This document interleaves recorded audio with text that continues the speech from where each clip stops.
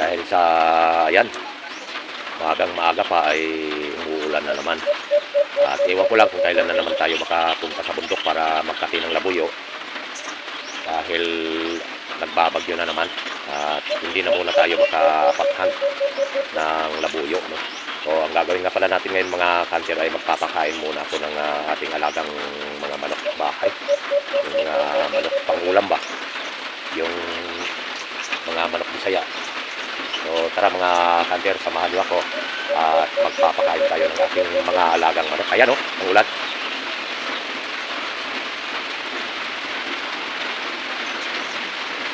Dahil palakas na ng palakas.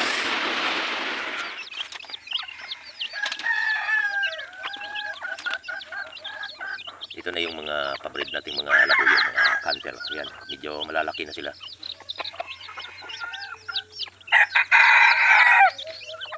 So ayan mga kanser, ano. Ako ay magpapakain muna ng mga alaga nating mga manok, no. So ayan, mga manok natin.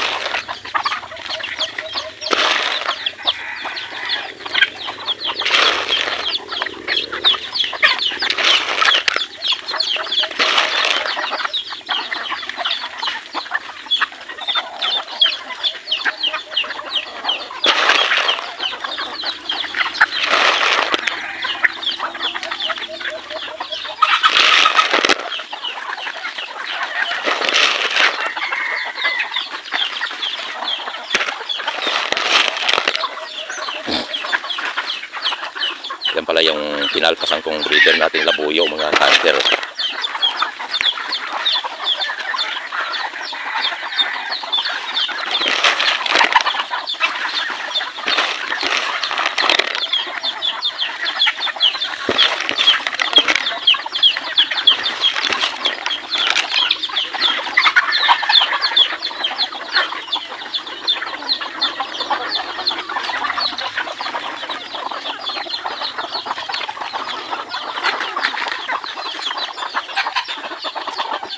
Yung iba pa nating alaga ayan doon pa sa mga kulungan natin. Ayun.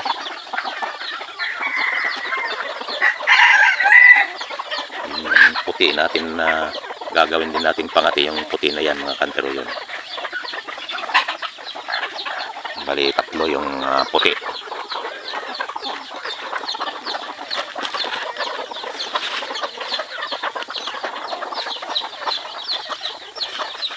Yung mistisa nating labuyo.